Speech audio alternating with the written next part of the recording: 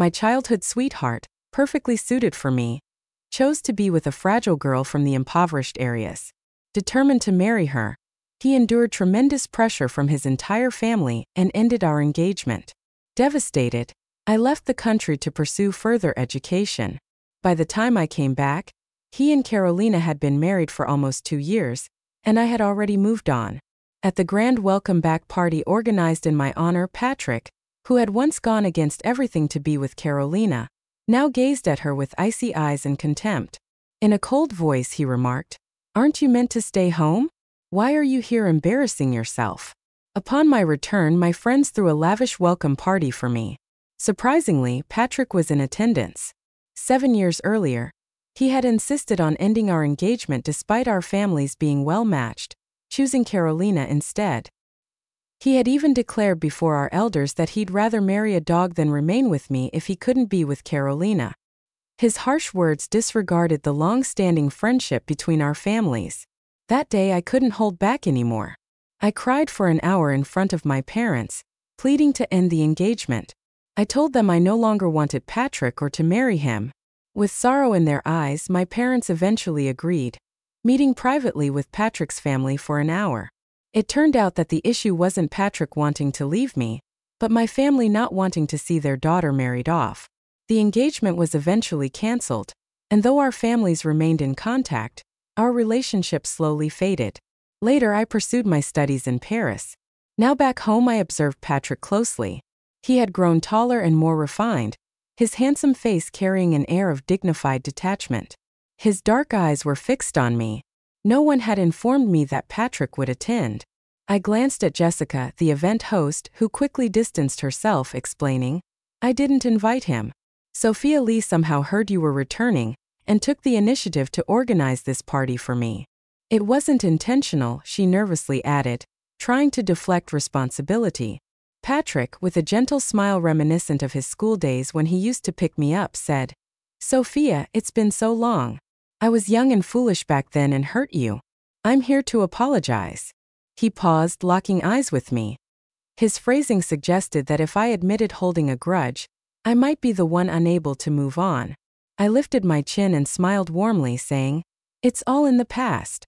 We're still part of the same social circle, and it's been years. You no longer matter to me." I decided to let bygones be bygones, at least outwardly. I took a sip of wine and casually remarked, "Jessica mentioned you and Carolina got married over a year ago. I haven't congratulated you yet, so here's to you." His face remained impassive. Considering he had married the woman he deeply desired, even someone as reserved as him should show some emotion. Before I could think further, he raised his glass and drank, made less like a toast and more like he was trying to numb his feelings.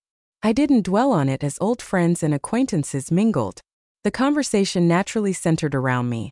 Questions about my boyfriends in France, my international art exhibition tour, and playful complaints like, "Sophia, you're so successful. Your exhibitions always sell out, and you've opened numerous galleries worldwide. My dad is always disappointed, telling me to learn from you instead of chasing celebrities, shopping for bags and buying sports cars." I laughed it off, replying, "It's just a hobby." Patrick, who had been quiet, suddenly laughed. "You've definitely become more humble over the years." His tone was, how can I describe it? It felt as natural as if we were still old friends, as if he hadn't said or done those hurtful things when he chose Carolina. I wasn't sure how to respond. Maybe it was my imagination, but there seemed to be a hint of something more in his voice, something almost flirtatious. Before I could respond, he added, "I saw your dream of samsara. It was fantastic." At this moment, not only I but also my friends noticed something was off. Conversations hushed, and everyone's eyes subtly shifted between Patrick and me. I maintained a composed expression and thanked him politely. After a brief pause, I teased him, "Did you attend with Carolina? By the way, why didn't she come today? It's been years since I last saw her. After all, we were classmates." His demeanor turned distant again as he casually responded, "Oh, she had something to attend to at home." His tone made her seem like a stranger. I couldn't understand why he spoke about the woman he once loved so passionately with such detachment, but I chose not to engage further. I laughed it off and changed the topic. As the evening drew to a close, we saw Carolina sitting alone on a couch in the lobby as we were leaving the club. Her eyes were fixed on the private VIP elevator, her expression tense and anxious. When the elevator doors opened, she immediately stood up from the couch, seemingly waiting for us to exit. Everyone paused for a moment. She attempted a smile, her gaze sweeping the room until it settled on me beside Patrick. Her face turned pale instantly. She stood there, staring at me with a lost and forlorn look, as if facing a formidable foe. I was perplexed. Carolina had changed so much.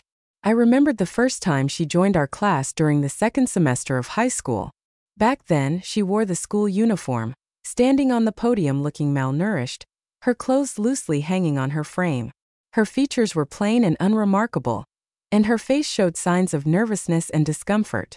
However, the homeroom teacher greeted her warmly, saying, "This is Carolina, who always excels in the provincial joint exams. Let's welcome her."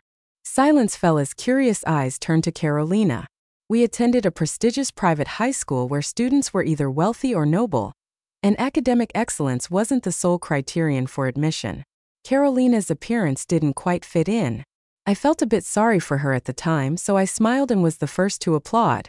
Reluctantly, the class began clapping, the sound filling every corner of the room. The homeroom teacher thanked me and introduced me to Carolina. "This is Sophia Jing, the class monitor. If you need any help, feel free to ask her." Despite this, Carolina never reached out to me for assistance because Patrick was there to protect her. Patrick, who was my boyfriend then. When Carolina transferred, the only available seat was next to Patrick, making her his desk mate. I don't know if their betrayal of my feelings started from that moment. For example, Carolina came from a poor background and suffered from severe hypoglycemia and anemia. One morning during self-study, she fainted, and it was Patrick who carried her to the infirmary. Or when Aunt Lou returned from Belgium with many gifts for Patrick and me. When she asked me to choose first, Patrick took out a box of handmade chocolates and said, "I'll take this." I was confused because Patrick didn't have a sweet tooth, and I had never seen him particularly fond of chocolates. Later, he even requested my family's pastry recipes. Finding it inconvenient, I had our chef prepare them and send them directly to him. I thought Patrick had developed a new taste until I later saw candy wrappers on Carolina's desk alongside the pastries I had sent to Patrick. Carolina had a genuine love for chocolates and a strong craving for pastries. I reassured myself that Patrick was simply showing concern for his unfortunate desk mate. Despite Patrick not being the type to willingly assist others, it wasn't that I entirely dismissed my doubts, but Carolina seemed too unremarkable to warrant such attention. I never imagined that Patrick would turn against me and develop feelings for Carolina. After all, I considered myself exceptional. I was known as the most beautiful girl in the entire school, and some friends affectionately nicknamed me Three Goods. Not due to my personality, but because of my good family background, excellent grades, and popularity. How could I have thought that Patrick would deceive me and fall for Carolina? However, 7 years have passed, and Carolina no longer appears fragile and dowdy. She now dresses in high-fashion outfits from head to toe, carrying designer bags adorned with large logos. Although expensive, the accessories look somewhat gaudy and mismatched on her. She approached me with a smile and greeted, "Sophia, you're back." After speaking, her eyes lingered uncertainly between Patrick and me, casting a probing glance that made me uneasy. I frowned slightly, feeling irritated. Patrick was the first to respond, his tone detached. "Why are you here?" Carolina nervously glanced at Patrick, her smile turning somewhat sorrowful as she tried to appease him. "I was out shopping, and the club owner mentioned that you and your friends were hosting a welcome party for Sophia. So I waited to join you." Her explanation was full of inconsistencies. She then lifted her bag to show Patrick, saying the manager here heard I was here and specially sent 2 bottles of red wine as a gift for Mrs. Lee and Mr. Lee. She emphasized Mrs. Lee as if claiming ownership, but Patrick's previously indifferent expression darkened with annoyance upon hearing this. I heard a friend behind me stifle a laugh. Considering the Lee family's status, not only the club manager but even the owner would need to book an appointment half a month in advance just to see Patrick. Yet here was Patrick's wife treating 2 bottles of wine from a manager as something precious and presenting them to Patrick as if they were special. It was rather unsophisticated and inappropriate. Clearly, such awkward situations had likely occurred multiple times since Carolina and Patrick got married. Patrick's voice was impatient and blunt. "Didn't I tell you to stay at home? Why did you come out and embarrass yourself?" Laughter erupted from behind me. Carolina's once pale face turned ashen as she looked helplessly at Patrick. She couldn't understand why Patrick was suddenly angry, nor did she know what she had done wrong. No one had explained it to her or guided her. Everyone was mocking her lack of sophistication and her inability to fit in. But Patrick's demeanor took me by surprise, and I instinctively turned to look at him. His expression was icy, unaffected by the low murmurs of laughter around us, as if the person being ridiculed wasn't the woman he had struggled so hard to marry. I was momentarily stunned. He hadn't acted like this before when Carolina was ostracized by the class for not fitting in. Patrick, who eventually ended our engagement for her, always stood up for her and protected her. But now he stood there looking down at Carolina with cold eyes, showing a barely noticeable weariness and impatience in his gaze. He seemed entirely different from the man he once was. How could he resent Carolina? Had he forgotten how fiercely he had once defended her, even to the point of breaking off our engagement? The first time Patrick defended Carolina was during an English class. For us, English was probably the easiest subject. Since we were 2 years old, we had several living English tutors at home, and all our daily conversations were in English. From grammar to pronunciation, we spoke with the precision of British aristocrats. This was one of the fundamental skills we were expected to master. That day, the English teacher asked Carolina to read a passage aloud. As soon as she stood up and began, the class started to buzz. By the time she was halfway through, someone couldn't contain themselves and started laughing. Although her grades were undeniably good, she likely hadn't received a structured education, and her pronunciation was awkward, filled with embarrassing mistakes. The laughter was contagious, growing into a loud uproar until Carolina stood silently. The English teacher, looking somewhat helpless, asked her to sit down and tried to channel. After class, Jessica deliberately approached Carolina and loudly imitated her pronunciation while speaking English to her friends. She mimicked it so accurately that everyone nearby couldn't help but laugh. Carolina sat at her desk with her head down, her bangs covering her forehead. From my side view, I couldn't see her expression, but her silhouette appeared slender, her shoulders burdened with suppressed emotions.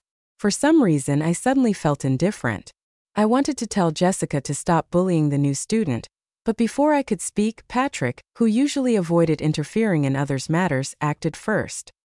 He had been lying on his desk napping, but upon hearing Jessica's mockery, he sat up without expression, grabbed the thick book in front of him, Harry Potter, and tapped it on the desk, the sound resonating clearly. He looked coldly at Jessica, who was teasing Carolina, and said sharply, "Shut up, you're being annoying." Jessica's laughter stopped, and the class fell silent. My gaze fixed on Patrick briefly before I turned to Jessica, offering a gentle smile to ease the awkwardness. I said, "Jessica, class is about to start." Jessica turned back, making a shushing gesture towards me, nodding, and led her friends back to their seats while obediently saying, "Got it." From the corner of my eye, I saw Carolina glance at Patrick, her eyes bright as she whispered something to him. I assumed she was probably thanking him, but Patrick's expression remained indifferent, showing no emotional response. Later after lunch, I encountered Carolina again in the library. The library was least crowded at noon since most people were eating, napping, or gossiping about the latest news. She was sitting in a secluded corner by the window, and I overheard her struggling to practice her accent with a small speaker. I didn't pay much attention and lay down on the other side, ready to take a nap until I saw Patrick. He entered with his usual handsome, nonchalant demeanor, holding an English edition of Harry Potter. He walked straight to Carolina, stood beside her and said, "Practicing like that won't help." Then he sat down next to her, casually opened his Harry Potter, pointed to a sentence and said, "Read this to me." Encouraged by him, Carolina blushed and took her time to timidly and haltingly read aloud, bit by bit. Mr. Dursley might have been drifting into an uneasy sleep, but the cat on the wall outside showed no signs of sleepiness. Patrick's fingertip rested on drifting, and I could hear him patiently teaching Carolina how to pronounce it with a proper British accent. The library was very quiet, with sunlight streaming through the large windows, illuminating tiny golden dust particles dancing in the air while the two of them bathed in the sunlight like a painting. Of course, at this point, Carolina was merely passively receiving Patrick's help, but ultimately, I saw her gaze fixed on Patrick's face, her cheeks gradually reddening. Then in a soft, envious voice she said to Patrick, "I am really envious of Sophia." What she envied was obvious from that moment on. I began to dislike Carolina. Naturally, no one could tell that I disliked Carolina. I had always been calm and easygoing. Although my classmates admired me, I never engaged in forming cliques or isolating others. During a PE class tennis session where boys and girls were separated, I first set my sights on her. Everyone selected their partners, and predictably Carolina was left without one. She remained in the center of the court, racket in hand, her cheeks flushed as she glanced around, looking both helpless and pitiable. I grinned, approached her, and offered my hand, saying, "Let's team up." She appeared taken aback, nearly overwhelmed, and mumbled, "Me?" I nodded with a smile, replying, "Yes, you." Her grateful smile in return reminded me of a scene I'd seen in the library with her and Patrick. As I walked away, I forced the smile off my face, hoping she could maintain it later. However, Carolina didn't return any of my serves. It was like a game of fetch. Each time I served, I aimed the ball just out of her reach. She dashed back and forth, managing only to pick up the balls while repeatedly apologizing. Sorry, I'm really bad at this." It wasn't until later, when more classmates gathered, that she realized I was intentionally making it difficult for her. Someone whispered behind me, "What's up with the school bell? She's never acted this way before." Another added, "When did the new girl offend her?" I feigned ignorance, continuing to serve challenging shots until Carolina tripped and fell trying to return one. I watched her clutch her swollen knee, smiling without any remorse, and apologized. "Oh, I'm really sorry." She kept her head down, whispering, "It's okay." I replied warmly, "Your tennis skills are really lacking." During the group match later, "Please don't slow me down." Carolina struggled to rise, still apologizing as everyone observed the unfolding scene until Patrick intervened. He glanced at me, then took the racket from Carolina's tearful grip, looking at me with a cold demeanor. "Her tennis skills are poor, so Sophia, let me practice with you instead," he said with a smile. Patrick completely overshadowed me. To be honest, he used his left hand and had won the junior tennis championship at 12, whereas I had only trained for a few years, making our skills mismatched. I stubbornly played against him for half an hour, barely managing to return his serves. My focus remained fixed on Patrick, who showed no mercy. On the final shot, he served the ball so it brushed over the net and struck my knee, the same spot Carolina had injured. The pain was intense. If not for someone gasping and helping me up, I would have collapsed. Patrick remained indifferent, looking at me coldly and saying, "Sophia, with your skills, even without anyone holding you back, you wouldn't win." He then turned to Carolina, gestured for her to follow, and said, "Come on, let's go." Carolina looked at him as if he were a heroic prince coming to her rescue. She nodded obediently, efficiently saying okay later. A few classmates escorted me to the infirmary after applying some medicine. Jessica stayed by my side. Normally carefree, Jessica sensed something was wrong that day. She asked, "Sophia, is Patrick crazy?" At that moment I couldn't have known, but his subsequent actions were truly insane. Now it's laughable. It turns out he regrets it. It's absolutely ridiculous. Several days after the welcome banquet, Jessica finally mustered the courage to call me. She cautiously began, "Sophia, are you mad?" While mixing paint, I casually responded, "Why would I be mad?" She paused, then sighed and asked, "Can I ask you something privately? Do you still have feelings for Patrick?" Her question stunned me, nearly causing me to fall off my chair. After regaining my composure, I looked at Jessica with a wry smile and asked, "What makes you think that? What did I do to give you that impression? Tell me quickly so I can correct it." She hesitated before saying, "Because it feels like Patrick regrets marrying Carolina. And before you left the country, Patrick asked me about you several times." She continued with some gossip I had missed after I left the country, heartbroken and angry, to pursue my studies. Despite my broken engagement with Patrick, Aunt Lee strongly opposed his relationship with Carolina. It turns out Patrick truly loved Carolina. He stayed in the country to attend university with her and, after graduating, left the Lee family, refusing their financial support and starting his own business. Honestly, although we felt bad for you back then, we were also touched by how Patrick stood up for Carolina. It was true love, Jessica explained.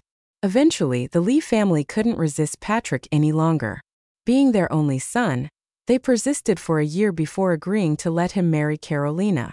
On their wedding day, the Lee family's reputation was completely tarnished.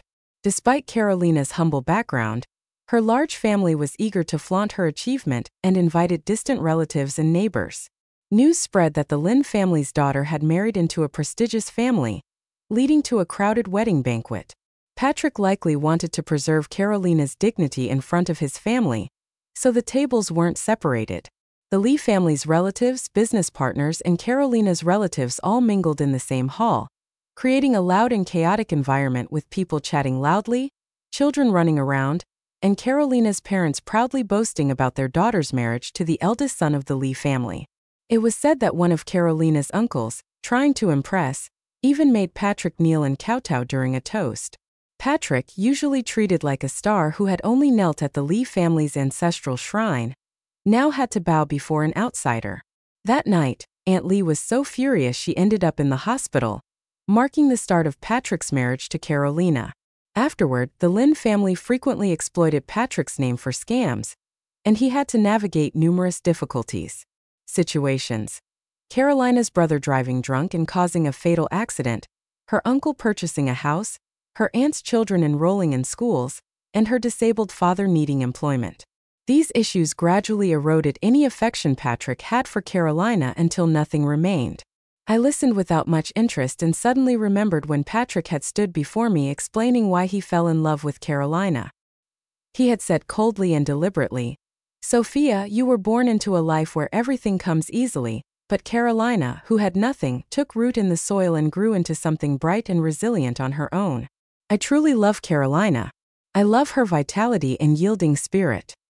His words from back then lingered in my mind, but his admiration and love had nearly vanished. What had changed? Had Carolina's vitality diminished? Or did her unyielding spirit no longer shine so brightly for him? It was utterly ridiculous. I abruptly cut Jessica off, my tone turning somewhat cold. I don't care about what's happening between him and Carolina. His issues are none of my business. I don't want to hear about them, and I'm not interested. Did Jessica, if you bring him up again, our friendship is over. Okay, Jessica quickly apologized. I won't mention it again. I just wanted what's best for you. After all, back then she stopped herself, but I knew she was referring to how deeply I had loved Patrick. However, the past is like the wind. No one remains in love with a single person their entire life, especially not someone who has hurt them. I'm still willing to speak with Patrick now, but only because I'm gracious and dignified. As for him, he means nothing to me anymore. If possible, I'd prefer to have no association with Patrick and Carolina, but it seems that's just my wish. They don't feel the same way. I encountered Patrick at a business cocktail party. We find ourselves within the same social circle, making our encounters unavoidable from time to time. Feeling suffocated, I stepped out onto the terrace to get some fresh air when Patrick approached, holding a glass of wine, and began engaging in light conversation. I responded distractedly until he finally shifted his gaze towards the distant overlapping mountains, his expression tinged with profound sadness. After a long pause, he nervously asked, "Sophia, have you been well since living abroad these past few years?" I slightly turned my head towards him, offering a faint smile, and reminded him, "Patrick, you're married. Considering the moonlight and the setting, do you think it's appropriate to initiate this kind of discussion with your ex-fiancé?" My tone was far from courteous, but he merely smiled, seemingly unaffected, and replied, "It's just casual conversation between old friends." "You're being overly sensitive, Sophia." I subtly countered. "Sorry, but you do have a history, don't you?" He paused, not showing any anger, but instead gave a bitter smile. Sighing, he turned back to the distant view and said, "I'm just so exhausted. Everyone understands why I'm..." Tired, Patrick's choice in a wife has become a joke within our entire circle. It's rare to see someone mock the Lee family like this. Choosing not to extend the conversation, I calmly lifted my wine glass, preparing to leave. Before departing, I offered him a polite smile and remarked, "But you chose her yourself." Our paths crossed again at Aunt Lee's birthday celebration. Since my return to the country, Aunt Lee had frequently reached out to me. Although the bond between our families had gradually weakened over the years, some business ties remained, and Aunt Lee had always held me in high regard. While I could have ridiculed Patrick for betraying me, I couldn't decline Aunt Lee's invitation. She personally called me, saying, "Sophia, Auntie's birthday is next Wednesday. Can you come? You've been away for 7 years without even a call." It's hard to refuse when an elder personally invites you. After hanging up, I went out to select an appropriate gift. It wasn't until I arrived at the Lee family residence that I sensed something was off. Aunt Lee's birthday gathering was intimate with no outsiders, just some relatives from the Lee family. My presence felt somewhat out of place. I hesitated briefly, but Aunt Lee appeared genuinely pleased to see me. She was surrounded by female relatives of her age, Patrick's aunts and cousins, all familiar figures. Aunt Lee beckoned me over and invited me to sit beside her. I paused, not wanting to create a scene, so I maintained a smile as I approached and sat next to her. Carolina was nowhere to be seen. Aunt Lee gently held my hand, scrutinizing me, and for some reason, her eyes welled up with tears. Emotionally, she said, "This child has grown before my eyes, becoming more beautiful and remarkable each day." The people around her echoed her sentiments, showering me with compliments. As I listened to their praise, Aunt Lee reminisced with a smile. The first time I saw her, she was 5 years old.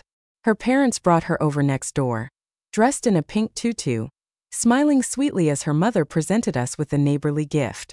I remember thinking at the time, why didn't I have a daughter like her? In such moments, I knew better than to speak. I simply remained silent and smiled appropriately. During dinner, Patrick and Carolina returned. Patrick likely realized I was there, so he didn't appear surprised and gave me a nod. However, Carolina turned pale upon seeing me, her distress evident. She forced a smile and greeted Aunt Lee. "Mom, happy birthday." Aunt Lee gave her a frosty look and remained silent. Instead, she took my hand and led me to the dining area, saying, "Good girl, come sit with Auntie." At that point, it was clear something was wrong. The tension peaked during the meal as all the dishes before me were ones I used to adore. Aunt Lee introduced each dish with a pained expression. "You poor child, you must have had a tough time abroad. You've lost so much weight. Try this clear soup with bird's nest. It was your favorite when you were little. Every time, Patrick, you'd use this dish to soothe you," she continued. "Lou, our head chef, knew it was for you, so he started soaking the bird's nest 4 or 5 days in advance. Try it and see if it still tastes the same." Suddenly, a loud crash interrupted her words. I looked up to see Carolina, perhaps flustered or nervous, had knocked over her plate. A servant moved to clean it, but Carolina insisted on handling it herself, crouching with a napkin and apologizing frantically. I'm sorry. As she bent to clean up, Patrick grabbed her hand, halting her. He looked at her coldly and demanded, "Enough! Look at yourself. What are you doing?" Turning to the servant beside him, he ordered, "Housekeeper, clean this up." Aunt Lee was clearly furious, breathing heavily. I heard her mutter, what a disgrace. Thank goodness it's just family here and the doors are closed." She then turned to me and said, "Sophia, just look at this." She must have been deeply upset because she didn't hold back, directly addressing Carolina. "If Patrick had married you, none of this would have happened." Clutching her chest, likely feeling the sting of her anger, she grabbed my hand and spoke impulsively. "Sophia, I remember you used to love Patrick so much. This foolish boy hurt you, but the past is like the wind. Can you forgive him for Auntie's sake? Can you forgive him this once?" The dining room fell into complete silence, so quiet that a pin drop could be heard. All eyes were on me, including Patrick's. He showed no reaction to his mother's words spoken in front of his wife, simply looking at me quietly as if awaiting my response. Carolina fled the room in tears, and no one pursued her. I slowly set my chopsticks on the table, smiled, and addressed Aunt Lee. Auntie, you didn't throw a grand party for your birthday, yet you invited me, and I'm very happy you loved me the most when I was a child. Even after Patrick betrayed me, I never forgot your kindness. Today is your birthday, and as your junior, I want to do my best to make you happy. But the question you just asked is really difficult to answer. I paused, gracefully smiled, and met everyone's gaze before finally saying, Auntie, I'm sorry, but I returned this time to introduce my boyfriend to my family. I'm getting engaged, and since you've watched me grow up, I hope you can be there to witness my happiness. The room remained silent. Aunt Lee looked at me in shock and after a long pause asked, Why? Why haven't I heard anything about this? She hesitated before continuing. Which family's young man is so lucky? Lowering my eyes, I replied, David, the eldest son of the Sioux family. I heard a sharp intake of breath, and Aunt Lee was speechless for a long time. It was Patrick's aunt who broke the silence, smiling. Now that's a well-matched pair, a perfect union. Sophia is truly blessed. I simply smiled without responding. Patrick looked at me, his face devoid of emotion but his eyes complex. After a lengthy pause, he offered a small self-mocking smile and said, Congratulations. I nodded gratefully. Carefully, I returned his smile. Thank you. Matters concerning the Lee family eventually came to a close, and Aunt Lee ceased contacting me. I heard she had spent some time in the hospital again. The last time I saw Carolina was at my gallery. I was conversing with Jessica when my assistant informed me that someone wanted to purchase one of my paintings at a high price, but wished to speak with me first. When I went outside, I saw Carolina standing in front of one of my artworks. As footsteps approached, she turned to face me. It was odd. My perception of her had always been that of a timid, awkward person who never knew how to handle herself. But when it was just the two of us, all that nervousness and anxiety vanished, replaced by a deep-seated hatred. She looked at me and asked, Sophia, you're watching my downfall, aren't you? I laughed. Honestly, I have so much to do every day and meet so many people. I don't have time to focus on someone I never really cared about. I responded calmly, saying, You're overcomplicating things. She glanced at me, then unexpectedly covered her face and began to weep. Do you realize Patrick is intending to divorce me? I overheard him speaking with a divorce attorney. He no longer wants me. I can't comprehend why you're about to get engaged, so why would he seek a divorce from me? What did I do wrong? My only mistake is my background. I lack the family and education you have. Everyone thinks I'm a joke and that I don't belong, but how is that my fault? I wanted to be like you too, to come from a distinguished family and be admired by everyone. But I wasn't born into such a family. You enjoy a better life simply because of where you were born. If we had started on equal footing, I wouldn't be in this humiliating predicament. If you were in my place, you'd end up where I am now. In the end, it's all because of your family, she cried bitterly.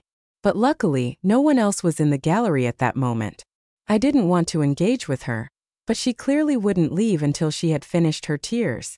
I realized she had been holding in these thoughts and frustrations for a long time, and needed to release them somewhere, even if it was to me. I thought about how humble and eager to please she used to be at the Lee family's home and sighed. I said, Carolina, you're mistaken. If I were in your shoes, I wouldn't be in your current situation. First, I recall your grades were outstanding back then.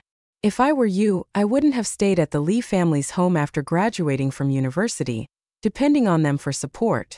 I would have leveraged their connections and resources to start my own business. Second, you mention your family is poor, and that you didn't receive the same education as I did. If I were you, after marrying Patrick, I would have learned social etiquette, how to interact with people, and how to dress appropriately. I would have observed more, listened more, and spoken less. But unfortunately, you've been married to Patrick for nearly 2 years and compared to 7 years. Years ago, I hadn't seen any improvement in you. I wouldn't have allowed my entire family to blatantly and shamelessly drain the Lee family. Your family is supposed to be your support system, but instead they're like parasites clinging to the Lee family. How can you expect them to respect you? I couldn't explain why I was interfering or why I even took the time to advise Carolina. Maybe it was because of how she had nervously stood on the podium all those years ago, striving so hard to fit into a new environment and carve out her own path through learning and hard work. But seeing her now, I didn't know what to say. Carolina lowered her hands from her face, her tear-streaked visage clearly visible. She was still sobbing, but it was as if a drowning person had spotted a lifeline. Her eyes brightened slightly as she asked, "If I follow your advice now, is there still hope?" She truly felt hopeless. Her last shred of hope in the Lee family depended entirely on Patrick's love. And now that even Patrick wanted to leave her, to do what she should have done 2 years ago was already too late. I looked at her with pity, thinking it might as well be a good deed for my own peace of mind. I suggested, "You mentioned Patrick is already consulting a divorce lawyer. Carolina, if I were you, I would take the initiative to file for divorce. You have a prenuptial agreement with Patrick, and if the Lee family sees that you're sensible and know when to back down, they might feel guilty and offer you some additional compensation." She shook her head, laughing and crying simultaneously, looking at me. No, Sophia Jing, there's still hope for Patrick and me. We can still make it." After saying this, she turned and hurried away, likely to make one last attempt to salvage her marriage. Jessica emerged from behind me and said, "I thought you despised her." I turned back and smiled at Jessica. I never saw her as a rival. I just pity her situation. She treated Patrick as the ultimate trump card to change her destiny. She seized the chance and married him, but she forgot that her greatest advantage should have been consistently and continuously investing in herself. Life is shaped by the ongoing choices we make. What we call fate is the outcome of all the decisions we've made over time. Carolina blames everything on her background, but she's mistaken. She ended up where she is today because at every crossroads in life, she made the wrong choices. I later learned that the Lee family's divorce was prolonged because Carolina refused to agree to it. It became a noisy and embarrassing spectacle, and everyone in our circle found it amusing on several occasions. Eventually, the commotion subsided, and how it was ultimately resolved remained unknown to outsiders. A year later, when I became engaged, the Lee family attended the celebration. I saw Patrick with his fiancée, the daughter of a renowned CEO who owned a chain of cake shops. They were a perfect match, both coming from prestigious families. One was smiling and congratulating Patrick. They stood together, sharing common topics of conversation, and no one made any inappropriate remarks that could cause embarrassment. Carolina, who had married into high society only to become a subject of ridicule, was never mentioned. She vanished from our social circle completely, as if she had never been part of it. Everything was elegant and graceful as I held a glass of champagne and watched everyone dancing in the garden. My fiancé approached, placed his hand on my shoulder and tenderly asked, "What are you thinking about?" I smiled and replied, "Nothing.